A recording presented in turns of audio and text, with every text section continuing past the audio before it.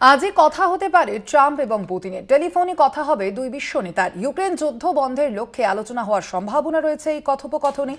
আলোচনা মার্কিন president Trump এবং রাশিয়ান প্রেসিডেন্ট ভ্লাদিমির পুতিনের। আজই কথা হতে পারে ট্রাম্প এবং পুতিনের মধ্যে। আপনারা জানেন ইতিমধ্যেই রাশিয়া এবং ইউক্রেন নিয়ে এই যে যুদ্ধবিরতির যে সম্ভাবনা বা যুদ্ধ বন্ধের যে বিষয়ে আলোচনা হতে পারে, আজকের এই টেলিফোনে এমনটাই সম্ভাবনা রয়েছে। টেলিফোনে কথা হবে দুই বিশ্ব নেতার। ইউক্রেন যুদ্ধ বন্ধের লক্ষ্যেই আলোচনা হওয়ার সম্ভাবনা রয়েছে।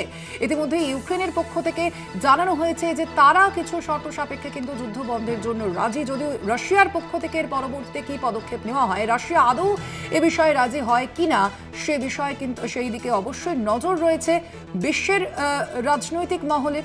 আপনাদের জানিয়ে রাখি আজকের এই টেলিফোনে কথা হওয়ার কথা রয়েছে, সম্ভাবনা রয়েছে দুই বিশ্ব নেতার ইউক্রেন যুদ্ধ বন্ধের লক্ষ্যে আলোচনা হওয়ার সম্ভাবনা রয়েছে। আমরা আরো বিস্তারিত জানবো। ফোন লাইনে রয়েছেন কলকাতা টিভির পলিটিক্যাল এডিটর আশিস চট্টোপাধ্যায়। আশিস দা, কি জানা যাচ্ছে আজকের এই টেলিফোনের আলোচনা মূলত কি হতে চলেছে?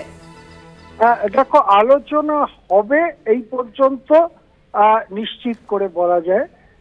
এরপরে বাকিটা হচ্ছে কিছুটা সূত্র মারফত পাওয়া খবর, আর বাকিটা হচ্ছে মানে রাজনৈতিক জল্পনা বলা যেতে পারে। কিন্তু আলোচনা হবে। আলোচনা পুতিন এবং মার্কিন যুক্তরাষ্ট্রের প্রেসিডেন্ট ট্রাম্পের মধ্যে যখন হবে, সেটা একটা এমন টেলিফোন লাইনে হবে যেখানে আর কেউ ঢুকতে পারবেন না। এক ধরনের হটলাইন ব্যবস্থা থাকে, যাতে কেবলমাত্র ওই দুই নেতাই দু প্রান্তে যা বলবেন শুনবেন, তার মধ্যেই ব্যাপারটা আটকে থাকবে। সেটা বাইরের কেউ শুনতে পারবেন না, জানতে পারবেন না। অবশ্য দুই প্রান্তে যে দুই নেতা কথা বলছেন তারা চাইলে পুরো ব্যাপারটা রেকর্ড করতে পারেন। এই ভিত্তিতে আলোচনা হবে।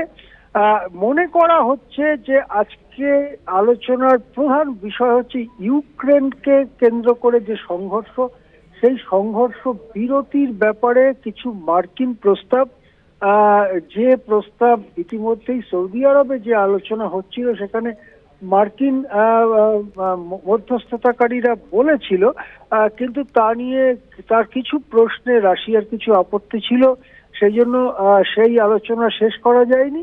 সেই ব্যাপারে ট্রাম্প পুতিন কথা হতে পারে। এক্ষেত্রে রাশিয়ার যে বক্তব্য সেগুলো যুক্তিসঙ্গত বক্তব্য।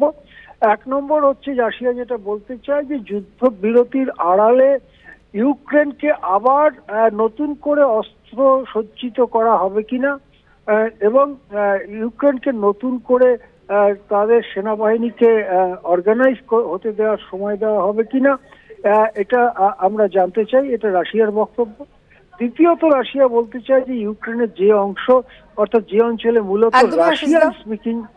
রাশিয়ান স্পিকিং মানুষ থাকে, সেই অঞ্চল যাতে রাশিয়ার নিয়ন্ত্রণেই থাকে, এইরকম কতগুলো শর্ত রাশিয়ার থেকে দেওয়া হয়েছে। সেগুলো নিয়েই কথা হতে পারে দুই নেতার মধ্যে। ধন্যবাদ আপনাকে। আমরা কথা বলছিলাম, ফোন লাইনে ছিলেন কলকাতা টিভির পলিটিক্যাল এডিটর আশিস চট্টোপাধ্যায়।